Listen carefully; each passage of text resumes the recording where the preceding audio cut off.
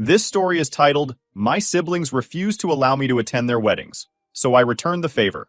Hey everyone! Before we jump into today's video, I need your help. We've noticed the channel is losing some traction, and subscribing is one of the best ways you can support us. It's quick, free, and it helps us keep bringing you awesome content. Your support means the world. Let's keep this channel growing together. Thanks so much. Now let's start the video. Hi Reddit, I never thought I'd find myself posting here, but I'm seriously losing my mind over what went down 2 weeks ago. It's been eating away at me, and I need to put it out there to see if I'm overreacting, or if this whole situation is as insane as it feels. So get ready, because this one's a doozy. Growing up, I was always the little one. My name is Emily, and I'm the youngest of 5 kids. My siblings, Mike, Chris, Rachel, and Josh, were all so much older than me that sometimes I felt like I was part of a different family. By the time I was old enough to start forming memories, they were already moving out, going to college, or starting their adult lives. It was like I was an afterthought, a weird tag-along they had to put up with. But even so, I loved them. When you're the youngest kid, you look up to your older siblings like they're heroes. I thought Mike hung the moon when I was little. He was the cool oldest brother who could do no wrong. Chris was quieter and more serious, but I still adored him. Rachel was my big sister, the one I always hoped would let me into her life and show me how to be like her. And Josh, the baby of the older ones, felt the closest to me in age, but even he kept me at arm's length. The first time it really hit me how I didn't matter to them was Mike's wedding. I was 10 years old. 10 is that weird age where you feel old enough to be included in grown-up things, but still young enough to be treated like a child. When Mike and his fiancée Sarah announced they were having a child-free wedding, I assumed that didn't mean me. I wasn't some random kid who would throw food or scream during the vows. I was his sister. I still remember the day my parents sat me down. I'd been so excited. I even asked my mom if I could wear one of her necklaces for the big day. That's when she said it. Mike and Sarah are having an adults-only wedding, Emily. You're not going to be able to come. I stared at her for a second, trying to process. But I'm not like other kids, I said, trying to reason with her. I'll be quiet. I promise. She patted my head like I was some kind of puppy. It's just for adults, sweetie. You'll understand when you're older. I didn't understand at all. I cried in my room for hours. Mike was my brother, and I wanted to see him get married. I wanted to be there to watch Sarah, who I already thought of as my sister, walk down the aisle. But instead, my parents left me with a babysitter. I remember the feeling of staring at the clock that day, imagining everything I was missing. When Mike came home from his honeymoon, I thought maybe he'd bring it up. Maybe he'd say he was sorry I couldn't come, or tell me some funny story from the wedding. But he didn't. He acted like I wasn't even a part of it, like I wasn't even worth acknowledging. 2 years later, Chris got engaged. I was 12 by then, and I thought things would be different. I was older, quieter, and very well behaved. I didn't whine or cause a fuss, and I made sure everyone knew it. So when they said his wedding was child-free too, I thought, okay, but this time I'll be invited. Nope. Once again, I got the same speech. Chris and his fiancée want the wedding to be adults only, Emily. It's not personal. Not personal? It felt personal. How could it not be personal when it happened twice? I tried not to cry this time. I was older and I wanted to act more mature. I didn't beg or scream. I just sat quietly while my parents made their excuses. My mom even tried to comfort me. You'll have your own wedding someday, and it'll be wonderful. You'll see. But it didn't make me feel better. I was starting to realize something. My siblings didn't see me as family, at least not in the way I saw them. When Rachel got engaged, I was 15. By then, I was a full-on teenager who wanted nothing more than to feel included. At first, Rachel didn't even plan on banning kids from her wedding. She wanted everyone to come. But of course, the family had to get involved. My aunts and uncles kept saying things like, "It's so refreshing to have a wedding without kids running wild. And children just make things so chaotic." Eventually, Rachel caved. The rule became no one under 16. I was 15. 15. So close that it felt like a slap in the face. I went to Rachel and asked, "Can't I just be an exception? I'm your sister. I'll be quiet, I promise." Rachel looked at me with this serious expression and said, "If I make an exception for you, what about the other kids? It wouldn't be fair." Fair? Are you kidding me? I lost it. I started yelling, "It's not fair that I can't go to any of your weddings. I'm not just some kid, I'm your sister." That's when my parents got involved. I got grounded for 6 months for disrespecting Rachel and causing drama. 6 months. I spent most of that time in my room, just stewing in my anger and hurt. By the time Josh got engaged when I was 17, I didn't even bother asking. I already knew I wouldn't be invited. Sure enough, the announcement came, child-free wedding. At that point, I was numb to it. I didn't cry, I didn't yell, and I didn't ask why. I just accepted it. But what really stung? My cousin Amanda, who had just turned 18, was invited. I heard about it through the family grapevine. Apparently, they thought 18 was the cutoff. The irony wasn't lost on me. Amanda was only a few months older than me, but she got to go because she'd hit the magical age of adulthood. When my parents asked why I didn't make a big deal congratulating Josh, I just shrugged. I sent him a quick text. Congrats. Hope it's a great day. Then I locked myself in my room like I always did. By that point, I had started to check out emotionally. I realized that I just didn't matter to them. I wasn't their little sister. I was just a kid they barely thought about. And it hurt. It really, really hurt. Years passed after the last wedding. I stopped trying to fit into my siblings' lives because, honestly, I was just tired. Tired of being the one left out. Tired of being the kid sister, who no one cared about unless it was convenient for them. By the time I met my now fiancé, Tyler, I'd pretty much checked out of the family dynamic. I didn't expect much from anyone anymore. Tyler was the first person to actually listen when I told him about my family. I remember sitting on his couch, telling him about how I'd been banned from 4 of my siblings' weddings, and he looked genuinely shocked. Wait, they didn't invite you? Not even when you were like 15?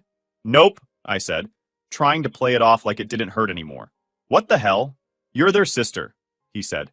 He just sat there shaking his head for a minute before adding, that's seriously messed up. I think that was when I realized it really was messed up. I'd spent so many years convincing myself it was normal. Child-free weddings sounded reasonable on paper. It wasn't like I was being deliberately targeted, right? But no. 4 times my family chose to exclude me. Not a single sibling thought, hey, Emily should be there. It wasn't normal. So when Tyler and I got engaged a few years later, I knew one thing for certain. My wedding was going to be different. My wedding was going to be full of people who actually cared about me. People who wanted to celebrate me, not just show up because it was expected of them. That's when I made my decision.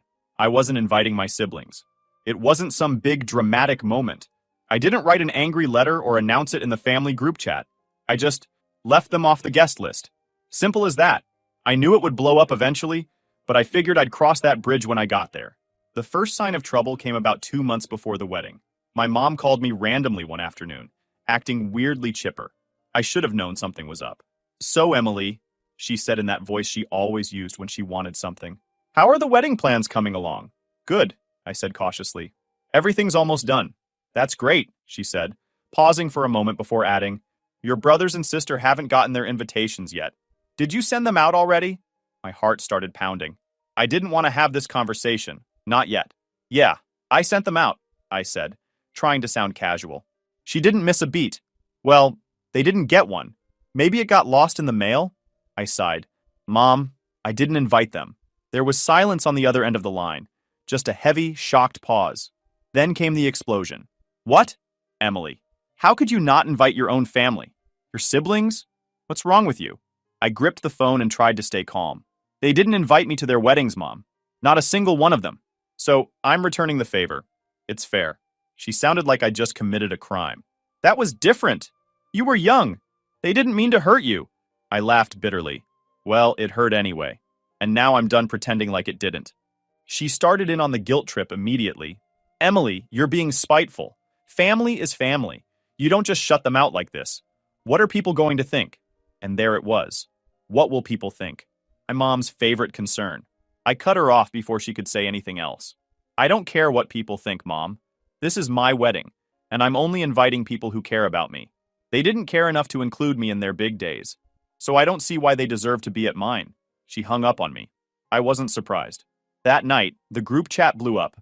It started with Rachel being fake as usual. Hey, Em, did something happen with the mail? We haven't gotten our invites yet. Then came Chris, blunt as always. What's going on? Why aren't we invited? I stared at my phone for a long time, debating whether or not to reply. Part of me wanted to lay it all out, to tell them exactly how much they'd hurt me over the years. But another part of me didn't see the point. They wouldn't get it.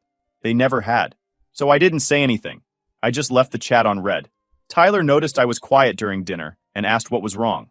I showed him the messages, and he shook his head. You don't owe them an explanation, Em. They made their choices. Yeah, but I trailed off. They're gonna make me out to be the bad guy. I know it. Let them, he said firmly. You know the truth. That's all that matters. The next day, my parents showed up at my apartment unannounced. I didn't even have to ask what they were there for. My mom came storming in the second I opened the door. What are you thinking, Emily? Not inviting your own siblings to your wedding? What kind of person does that? I tried to stay calm, even though my patience was wearing thin. Mom, I told you. They didn't think I was important enough to include in their weddings, so I'm not including them in mine. My dad finally spoke up, his voice stern. You're being childish, Emily. You're holding on to something that happened years ago. That's when I snapped. I was a child when they did it, Dad. I begged to be at their weddings, and they all shut me out. Don't talk to me about being childish when I was the one left crying at home 4 times. They didn't know what to say to that. My mom looked like she was about to cry, but I didn't let her guilt me this time. You can keep defending them if you want, but I'm not changing my mind. If they cared about me, they would have shown it back then. They left, furious and frustrated. Over the next few days, the messages from my siblings got nastier. Chris called me selfish. Rachel said I was ruining the family. Josh didn't even bother sugarcoating it. You're being petty, Emily. Grow up. I didn't reply to any of them. I didn't need to explain myself anymore. Tyler hugged me one night while I was scrolling through their messages and said, I'm proud of you, for standing up for yourself. And for the first time, I felt proud of myself too. After the first round of family drama, I expected things to die down.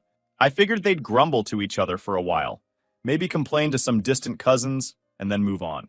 That's how things usually went when my family didn't get their way.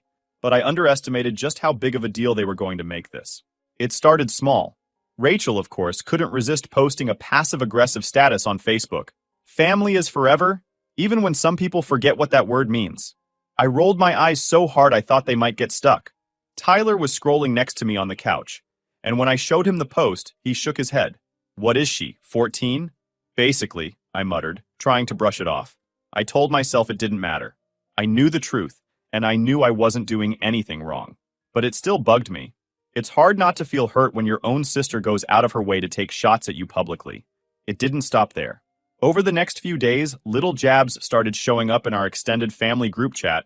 I'd muted it a long time ago, but Tyler still checked his phone one afternoon and said, Emily? You might want to see this. The messages were flying. Rachel. It's so sad when family starts prioritizing petty grudges over love. Chris. I just don't understand. I thought we were better than this. And then Mike, good old, I'm the eldest and I know best Mike, decided to take his shot. I never realized how much bitterness you've been holding on to, Emily. It's really sad. You're ruining relationships over something that happened years ago. I stared at the screen, my blood boiling. They didn't get it. They still didn't get it. They made it sound like I was blowing a minor issue out of proportion, as if they hadn't spent my entire life excluding me. I wanted to reply. I wanted to type out every single thing they had done and make them see how hypocritical they were being, but I knew better. Arguing with them would just give them more ammunition. They'd spin my words into me being dramatic or unstable or whatever else they wanted to say to avoid taking responsibility. Instead, I did the one thing they never expected. I left the group chat. That night, my mom called me. I knew she'd heard about the group chat incident because she jumped straight into yelling the second I answered. Emily, what is wrong with you? Hi, Mom, I said flatly. Don't start with that attitude, she snapped. Do you know what you've done? Your siblings are heartbroken. You're destroying this family. Heartbroken? I laughed bitterly. They ignored me my entire childhood. But now they're heartbroken? Give me a break. You're being so spiteful, she said. You've always been like this, holding on to grudges and making everything about you. That's when I lost it. I'm the one holding grudges. I was 10 when Mike got married. 10. I cried because I wanted to be there, and you all told me I didn't matter enough to be included. And it didn't stop there. It happened again and again and again. I begged to be at Rachel's wedding, and she told me no, because it wouldn't be fair. That was years ago, she said dismissively. Yeah, and I'm still living with the way it made me feel. You all decided I wasn't important enough back then. Why should you suddenly get a front row seat to my life now? She didn't have an answer to that. Instead, she tried to flip the script. This isn't about the weddings, Emily. This is about you pushing everyone away because you're bitter. Tyler's probably encouraging you, isn't he? I groaned. Mom, stop blaming Tyler. This has nothing to do with him. This is about me finally realizing I deserve better than to be treated like I don't matter. Her voice softened, like she was trying to play the concerned mother. Emily, you don't understand. Family is all you'll have in the end. Friends and partners come and go, but your family is forever. No, I said firmly. Family is supposed to care about you. They're supposed to love and support you. That's not what you've been to me. She started crying. Big dramatic sobs that I knew were more about guilt-tripping me than anything else. You'll regret this one day, Emily, she said through her tears. You'll see. I don't think I will, I said quietly, before hanging up. Over the next week, things got worse. I blocked Rachel and Chris on social media because I couldn't take the constant snide comments. My mom called Tyler twice, apparently hoping to talk sense into him. He didn't answer. Then Mike sent me a long email. Yes, an actual email. About forgiveness and family unity. He even had the nerve to quote some Bible verse about letting go of anger. I didn't respond. Tyler and I sat down one night, and I vented about everything. It's like they're determined to pretend I'm the problem. They don't see how messed up it is that they ignored me for years, and then flipped out when I finally stood up for myself. You know what it is? Tyler said. They're not mad that they weren't invited. They're mad that they don't get to control you anymore. That hit me like a punch to the gut. He was right. My whole life, my family had treated me like an afterthought, like someone they could dismiss whenever it suited them. But now that I was doing something for myself, something they couldn't control, they couldn't handle it. They'll get over it eventually, I said, though I wasn't sure I believed it. And then Tyler said something that really stuck with me. Maybe they will, maybe they won't. But either way, it's not your problem. He was right. For the first time, I realized I didn't owe my family anything. Not my time, not my attention, and certainly not an invitation to my wedding. A week later, my dad sent me a short, guilt-laden text. Emily, your mom isn't doing well. She's really upset about all of this. Maybe you could reconsider? I stared at it for a long time before replying. Maybe she should have thought about that before ignoring me all those years. I hit send, then blocked his number. For the first time in a long time, I felt free. The weeks leading up to my wedding were a strange mix of excitement and tension. On one hand, I was thrilled to finally marry Tyler and have the day I'd been dreaming of since I was a kid. On the other hand, the drama with my family still lingered like an unwelcome guest. My parents had stopped calling me directly, probably because I'd blocked my mom's number after her last meltdown. But that didn't stop the noise. The worst was when my aunt called me out of the blue. I hadn't spoken to her in years, so I was immediately suspicious when her name popped up on my phone. I answered, and she got right to the point. Emily, honey, I don't understand why you're making such a big deal out of this, she said, in her sweet but condescending tone. Family is family. It's not right to leave your siblings out of your wedding. I sighed, gripping the phone a little tighter. Aunt Linda, it's not just about the wedding. This has been years in the making. I'm not going to change my mind. But it's family, she pressed, like that word was supposed to fix everything. I'm sure they didn't mean to hurt you back then. Can't you just let it go and be the bigger person? I closed my eyes, trying not to snap. Being the bigger person doesn't mean letting people walk all over you. It's about knowing when to put yourself first. There was a pause on the other end, and I could hear her sigh dramatically. Well, I just hope you don't regret this. One day, you're going to miss your family, and they won't be there. I didn't say anything. I just hung up. The morning of the wedding, I woke up feeling an odd combination of peace and nerves. It wasn't the normal, what if something goes wrong, kind of wedding day jitters. It was more like I was waiting for a shoe to drop. I knew my family wasn't invited, but I couldn't shake the feeling that they'd find a way to insert themselves into the day somehow. But Tyler, being the amazing guy he is, refused to let me dwell on it. When I told him about my worries as we got ready separately, he just smiled and said, this day is about us. Nothing else matters. If anyone tries to ruin it, I'll personally escort them out. That made me laugh, and for the first time in weeks, I felt lighter. The venue we chose was perfect. It was small and intimate, a garden surrounded by flowers, twinkle lights strung through the trees, and a little gazebo where we'd say our vows. I didn't want a giant, elaborate wedding. I wanted something that felt real and full of love, and that's exactly what it was. My closest friends were there, along with some extended family who'd actually been kind to me over the years. It felt right.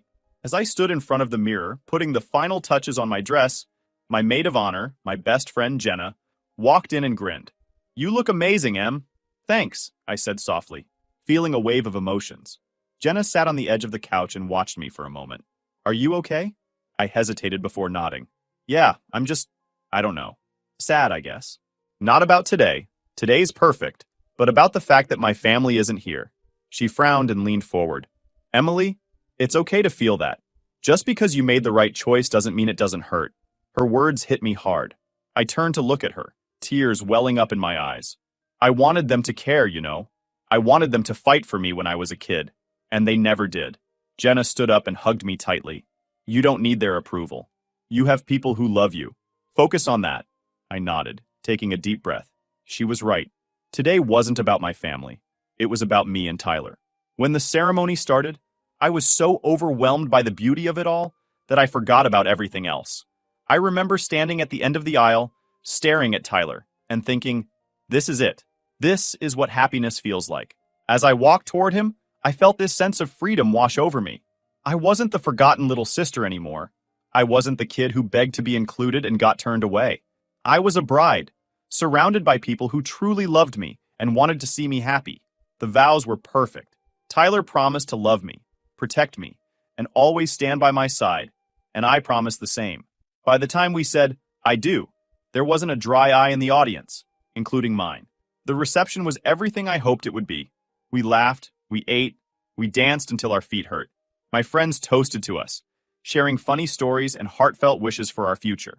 Tyler's parents, who had always been so kind to me, told me they were proud to have me as part of their family. At one point, I snuck away from the crowd just to take it all in. I stood at the edge of the garden, looking at the lights twinkling in the trees and the people laughing together, and I felt so full.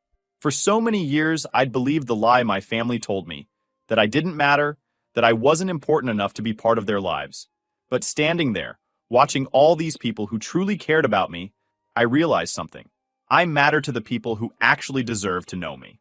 Later that night, as the reception started winding down, one of my cousins pulled me aside. Hey, Emily, I probably shouldn't say this, but... I groaned. What is it now? She looked sheepish. Your mom and Rachel apparently threw some kind of dinner tonight, like as an alternative to your wedding. I stared at her for a second, then burst out laughing. Are you serious? She nodded. I know, it's pathetic. I just thought you should know. I shook my head, still laughing. That's fine. Let them throw their pity party. I hope the food's good. I could tell my cousin expected me to be upset, but honestly, I wasn't. If anything, it was proof that I'd made the right decision. My family had spent my whole life excluding me, and then trying to justify it. Now that I was the one drawing the boundary, they couldn't handle it. At the end of the night, Tyler and I shared one last dance while everyone gathered around us. As we swayed together, I whispered, I'm so happy we did this. He smiled down at me. Me too, Em. This is just the beginning. And for the first time, I believed it. My family wasn't there. They didn't get to see the best day of my life. But that was their loss, not mine. Because as I looked around the room, surrounded by love and laughter, I realized I had everything I'd ever needed, and none of it had come from them. I thought the worst of it was over after the wedding. I really did. The day had been perfect, everything I hoped for and more, and I felt like I'd finally moved on from my family's nonsense. I didn't miss them at the ceremony. I didn't spend a second wondering what it would have been like if they were there. I was surrounded by people who loved me, and that was enough. But if there's one thing I've learned about my family, it's that they don't like being ignored. It's almost like they couldn't handle the fact that I was happy without them, so they decided to stir the pot one last time. It started with a message from Rachel a week after the wedding. Of course it was Rachel. She'd always been the one to throw the first stone when it came to family drama. Saw some pics from your wedding. I can't believe you had it in a garden. Looked casual, but I guess that's what you wanted. I stared at the message, stunned. She couldn't even pretend to be nice. It wasn't enough for her to just leave me alone. She had to find something to criticize. I was tempted to reply with something snarky, something about how her wedding might have been fancier, but at least mine wasn't full of fake smiles and people who didn't care about me.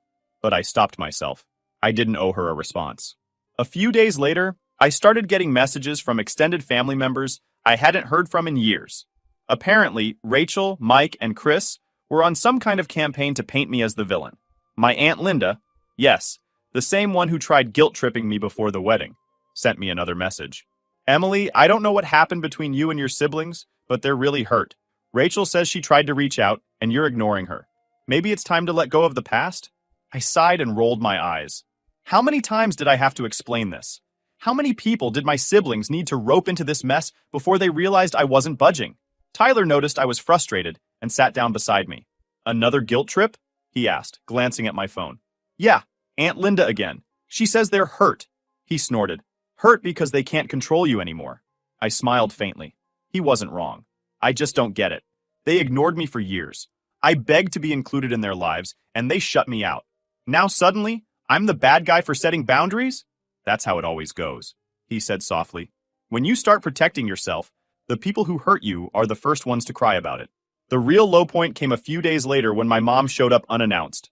It was a Sunday afternoon, and Tyler and I were having a lazy day, making brunch in pajamas, laughing over burnt pancakes.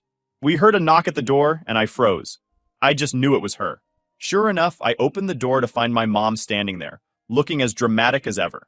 Emily, she said, her voice already carrying that familiar tone of disappointment. We need to talk, I sighed. Mom, now isn't a good time. She didn't care.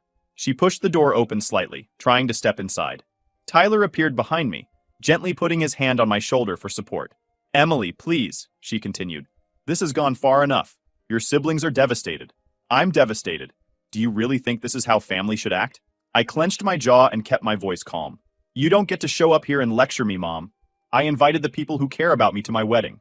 They didn't make the cut, and that's their fault, not mine. Her face fell into that familiar look of disbelief, like she couldn't comprehend how I could possibly stand up to her. You don't mean that. They love you, Emily. They're your family. No, Mom, I said, my voice firm. They're not. Family doesn't make you feel small. Family doesn't leave you out when you're a kid and then demand to be part of your life when it's convenient for them. I spent my entire life trying to prove I mattered to them, and they never cared. I'm done. She blinked, stunned into silence for once. I could tell she wanted to argue, but Tyler stepped forward, his voice gentle but strong. I think it's time for you to leave, he said simply. My mom looked between the two of us, her face a mix of anger and sadness. You'll regret this, Emily, she said, her voice soft now, like she was delivering a prophecy. You'll miss us one day, and we won't be there. I met her eyes, unflinching. No, Mom, I won't. Tyler shut the door behind her, and for a moment, I just stood there, trying to process it. I thought I'd feel guilty, but I didn't. I felt relief. The next day, I got a text from Chris. Mom said she came to talk to you and you slammed the door in her face. Real mature, Emily. You've turned into someone I don't even recognize. I read the message aloud to Tyler, who shook his head. Block him. You don't need that. And I did. One by one, I blocked every sibling and relative who decided to pile onto the guilt train. I realized something important that day. I didn't owe them my time, my energy, or even an explanation.